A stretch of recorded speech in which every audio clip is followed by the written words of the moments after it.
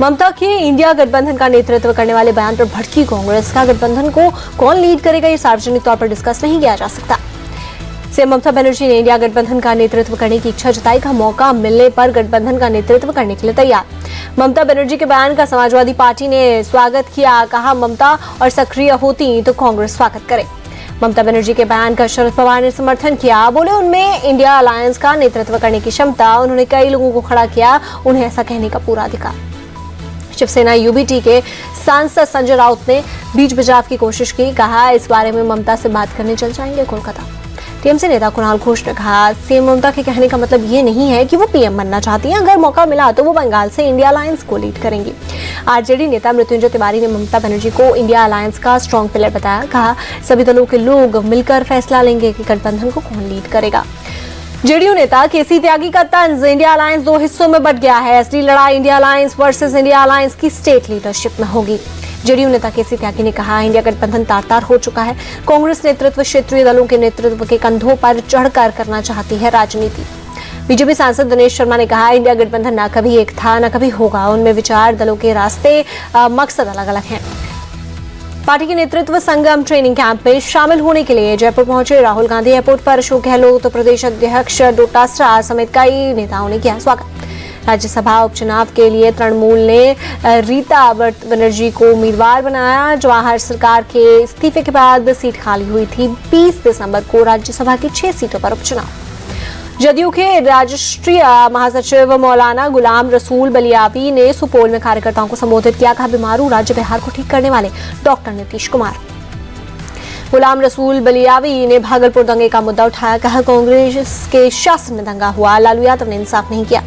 गुलाम रसूल बलियावी की मुसलमानों से अपील, सीएम नीतीश के भागलपुर दंगे के दोषियों को सजा दिलवाकर इंसाफ किया, इसलिए अगले साल चुनाव में नीतीश कुमार को वोट देकर इंसाफ करें। मायावती ने एसपी और कांग्रेस समेत तमाम विपक्षी दलों पर लगाया आरोप। का राजनीतिक वजहों से ये लोग संसद में जनता के मुद्दे नहीं उठा रहे। मायावती के बयान पर सपा नेता राजीव राय ने पलटवार किया। कहा, वो बीजेपी की लिखी स्क्रिप्ट पढ़ती हैं। कांग्रेस नेता इमरान मसूद ने मायावती को सलाह दी, पहले वो अपनी पार्टी को देखें, उनके कैंडिडेट जमानत भी नहीं बचा पाते। दिल्ली में आप सरकार बदलने को लेकर बीजेपी दफ्तर के बाहर लगे पोस्टर पर लिखा है, अब नहीं सहेंगे, बदल के रहेंगे। दिल्ली बीजेपी चीफ वीरेंद्र सचदेवा बोले, अब नहीं सहेंगे, बदल के रहेंगे। नारा जनता की आवाज, दिल्ली के लोग आप सरकार से परेशान। वीरेंद्र सचदेवा बोले, दिल्ली की जनता विकास चाहती है, लोग टूटी सड़कों, गंदे पानी, भ्रष्टाचार से परेशान। केंद्रीय मंत्री हर्ष मल्होत्रा ने उम्मीद जताई। कहा, दिल्ली की जनता इस बार सरकार बदलेगी, लोग इस सरकार की कुव्यवस्थाओं से परेशान। आप संयोजक अरविंद केजरीवाल ने बीजेपी के नारे को मुद्दा बनाया। कहा, इन्होंने आधिकारिक तौर पर ऐलान कर दिया है, हमने जो काम किए हैं उनको बंद कर देंगे। सीएम योगी ने प्रयागराज में महाकुंभ में आने वाले श्रद्धालुओं के लिए जनाश्रय स्थल सर्किट हाउस में खोया पाया केंद्र का शुभारंभ किया। सीएम योगी ने महाकुंभ के संबंध में पुलिस को संबोधित किया। कहा, कई राज्य यूपी पुलिस का अनुसरण कर रहे हैं। यूपी के मंत्री अनिल राजभर, सतीश चंद्र शर्मा ने उड़ीसा सीएम मोहन चरण मांझी से मुलाकात की। प्रयागराज में होने वाले महाकुंभ में शामिल होने का न्यौता दिया।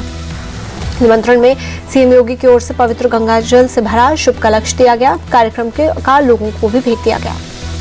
पटना में उप मुख्यमंत्री विजय कुमार सिन्हा ने बीपीएससी अभ्यर्थियों से की मुलाकात। उप मुख्यमंत्री ने अभ्यर्थियों की समस्याएं सुनी।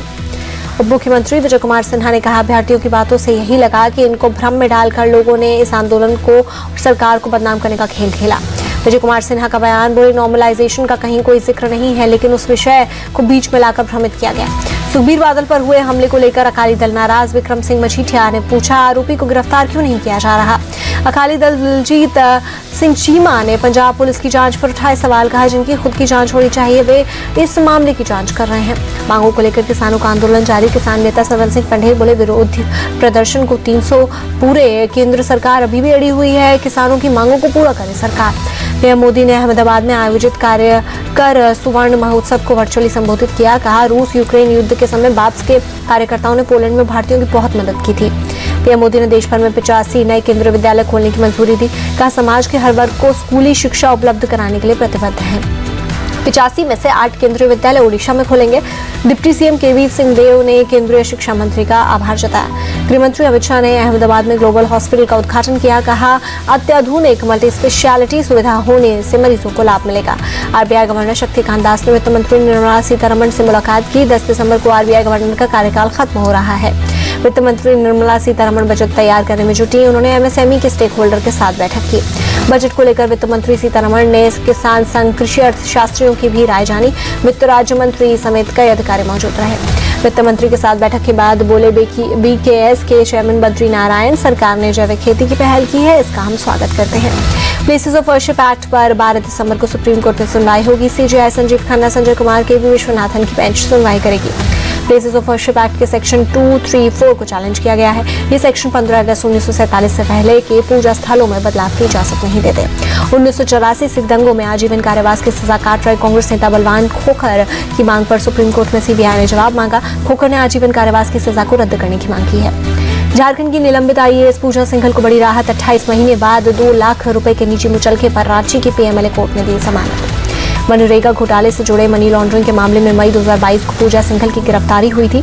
ईडी की टीम को आईएएस के घर से कई दस्तावेज, अहम कागजात मिले थे।